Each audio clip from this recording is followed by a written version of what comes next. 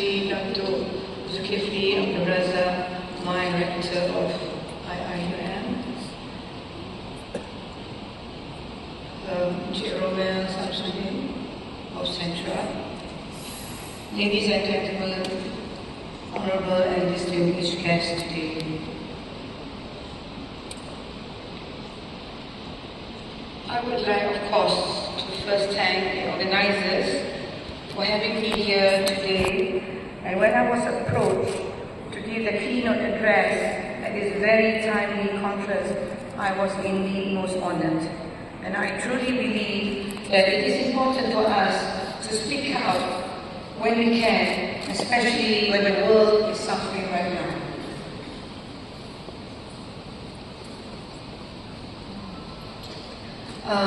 Just now, the two speakers asked for permission to speak in English, so I do seek everybody's permission to deliver my keynote in English as well.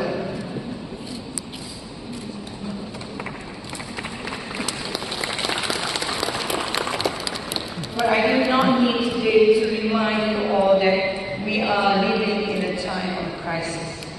Every time we open our phones, our newspapers or computers, we are confronted by images of suffering. From the genocide in Gaza to the wars of Congo and Sudan, the human race is facing a disaster. These conflicts have created new problems such as displacement, destruction, and pollution. But I fear that the greatest problem that has emerged is apathy. Social media is part of our daily reality. We are constantly connected to the world around us, and in many ways, this is a wonderful thing. We can be in touch with our family and friends in all parts of the globe. We can share our pets, our travels, our hobbies, and foods with everyone. This has even become a full-time job for many influencers. But there is also a dark side of social media. With all the images of conflicts and suffering that have also emerged on our Instagram and or Twitter as it was before, or TikToks, many have become desensitized to the suffering that they see. Social media has normalized these images to the point that many simply can scroll away and forget that the world is in crisis. This is why it is so important to have this gathering today, this conference, so that we can be awakened. It is our duty to remind those around us the value of human life. It doesn't matter that we are not Palestinians or Sudanese, or that we are not directly affected to the problem facing us. What matters is that we are human, and this is enough for us to feel for others suffering right now. In many ways, the COVID-19 pandemic brought us together in such an unexpected way. The whole world came to a standstill for nearly 2 years, and we were bound by fear of getting sick, losing loved ones, and staying indoors. Many of us took up new hobbies that we shared on our social media. We became creative in our free time. We changed the way we work to the point now that many companies have opted to keep the hybrid style of working. But many have faced mental distress, suffered loss, and became ill themselves. When we look back, it feels like a dream or a nightmare. It was certainly a surreal way to live, because everyone was going through the same thing. The pandemic affected us all differently, but in a similar way. And even though it was hard and people suffered, the pandemic solidarity was a positive outcome. So it did not matter where you were living, you were most likely facing the same concerns as someone in another country. MCOs, vaccines, restrictions, we all went through it together. And this is something I want us all to remember today. It is exactly how we need to think about the world today. Just because there is a conflict in another part of the world that doesn't seem to affect us, this does not mean we should not care. We must, for the sake of our humanity, care for all what's going on in the world today. We must set an example for our children and our grandchildren. We need to teach them the importance of empathy and of caring for others. Today, I want to highlight some of the issues the world is facing and what we can do to ensure that we maintain human values. Gaza is facing unprecedented crisis. The systematic destruction has resulted in unimagined suffering. Up to now, in the recent war, nearly 40,000 people have been killed and 1 million people have lost their homes and are displaced, living in makeshift camps and wherever they can call home. They have little access to clean water and food. They are completely reliant on aid from outside, which has led to starvation. The destruction of buildings has resulted in so many rubbles that the UN estimated it will take at least 15 years to clear those rubbles. The United Nations and many humanitarian organizations are working under such difficult circumstances.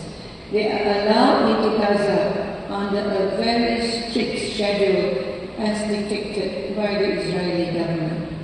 They are prone to attack and have to have hundreds and thousands of displaced people. Hospitals have been destroyed, doctors and nurses killed. There is not enough medical equipment that healthcare professionals have had to resort to rudimentary practices to do their jobs. So what can we do, ladies and gentlemen? And this is where we can use our social media for good. All over the world, it has played an important role in keeping this cause alive, changing the way we think and making us more aware. Resharing may seem pointless, but it isn't powerful. But it isn't. It is powerful. I repeat today, the social media is very powerful. It means that we are taking a stand and showing our family, our friends and our followers that we care. And who knows, we may be able to touch others and move them. We can help raise money or share charities that are aiding Gaza. There are plenty that are sending doctors, medical supplies and food. And we are all very aware of that. In fact, food has become such an important focal point for the cause. Many chefs have been doing cookouts to raise money for Gaza, but also many influential chefs have turned to cooking Palestinian food to show the richness of the cuisine and to humanize the people. As humans, eating is not only important for our survival, but it is very social. It is the most basic human experience. By sharing Palestinian and Gazan food, we are reminded of the people and the culture that is at peace.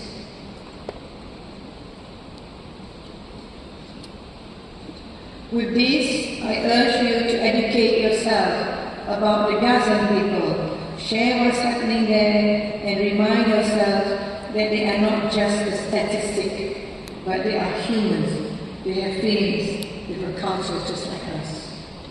Ladies and gentlemen, my distinguished guests today, it is no surprise that conflicts cause other issues, other sufferings. One of the most pertinent issues facing us today is the refugee crisis.